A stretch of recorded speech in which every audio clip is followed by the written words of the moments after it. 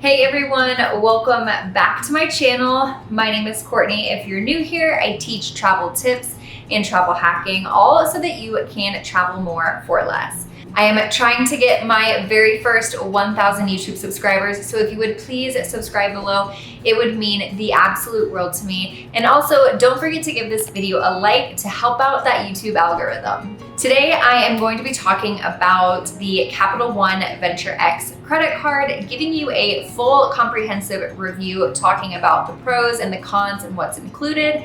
If you like travel content like this, if you'd like to see more content like this, more reviews on credit cards, be sure to let me know down in the comments. And of course, if you have questions, let me know those as well. But let's go ahead and jump right on into it. So let's first break down what the Capital One Venture X credit card is and what some of the key standout benefits are.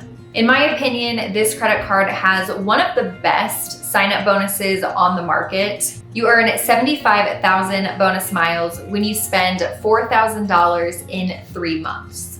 You also get 10,000 bonus miles on the anniversary each year of opening your account.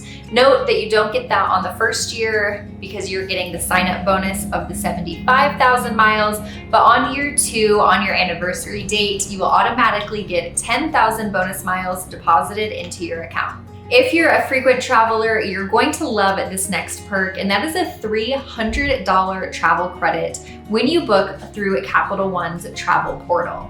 Now, the only caveat here is that previously you would book a $300 travel credit through the travel portal. You would then get those points for using your card, which could range anywhere from $1,500 to $3,000 depending on what you booked. And then Capital One would then give you a $300 statement credit, wiping out that cost. But that is no longer the case. You do not earn miles on that purchase. It is just a complete statement wipe. So when you book that $300 trip in the travel portal, the discount is immediately applied. While it's not that huge of a difference, I do just feel like I should note it to make this review, like I said, comprehensive. But again, a $300 travel credit is huge. That could be up to 2 nights in a hotel. Use it wisely. You could go for a really nice luxury stay for 1 night. You could even budget travel and squeeze 2, maybe even 3 nights out of it. The other huge benefit that I love about this card is the $120 TSA or global entry credit. If you don't have one of those already, I highly urge you to get it. It makes travel so much more easy. I would honestly say if I had to give up all of my travel perks, the first thing I would go and sign back up for is TSA PreCheck. Second would be global entry. So getting a $120 credit to get one of those is an amazing perk. Now, the card does have a $395 annual fee, but don't let that freak you out. Stick around and I'm going to tell you why that should not scare you and how the card actually could make you money. Let's now talk about earning miles. So earning miles, one of my favorite things about travel hacking is using my travel credit cards to earn miles to then take luxurious vacations or get really cheap flights. So earning miles is a huge thing that I pay attention to when I'm deciding whether or not I want to get a card or not. Now, like I said before, a huge part of my channel is teaching you how to travel hack and travel more for less, which means earning miles and taking those miles and redeeming them for either really cheap flights or flying in luxury business class. So when I'm looking at a credit card, one of the things I really value is how I'm earning points, how quickly I'm earning points, so that those points can then be transferred to miles.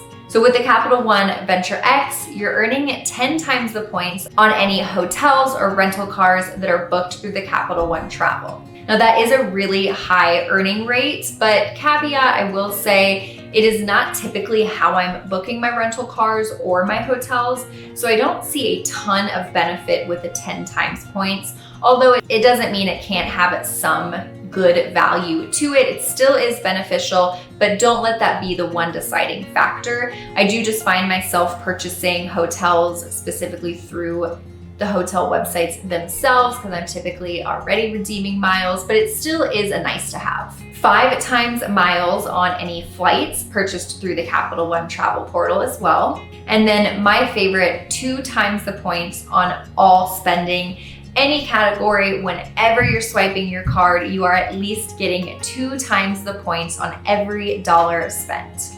No hoops to jump through, just straightforward rewards on everything that you buy. One of the next really standout benefits for me is lounge access. Now, a few of the credit cards that I have will get me into airline specific lounges.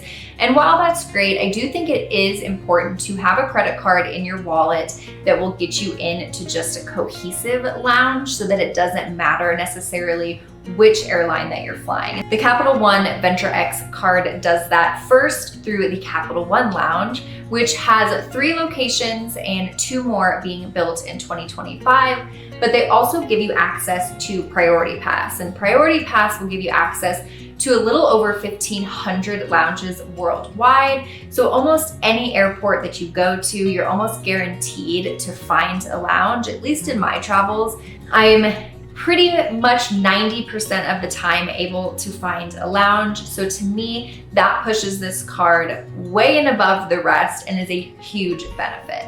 Now let's touch on just a couple of the negatives. The first being getting approved for this card. There has been a lot of talk online. If you're in the travel community, this might not be a surprise to you, but it is really difficult to apply and get approved for this card. Despite how good your credit score is, they really look into your credit history, how many accounts that you have open, what your payment on time rate is, all sorts of different factors. And it's been commonly known that despite how well of a credit score you have and how well of a credit history, they will sometimes just deny you.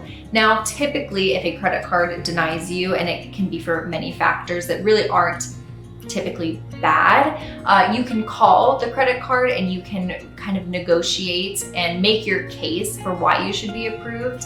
And what I've seen online is those that did not get approved for the card that then call the Capital One customer service, they are still not able to talk their way out of it. Now, you might be thinking, hey, if you don't get approved for a card, you probably shouldn't have that card. And that's what many people think. But Capital One looks so deep into your credit history. They will send you a letter explaining why you weren't approved. But what I've seen is people with perfect on-time payments, credit scores over 800, and plenty of open accounts to establish credit history still do not get approved for some reason. So it is just something that you have to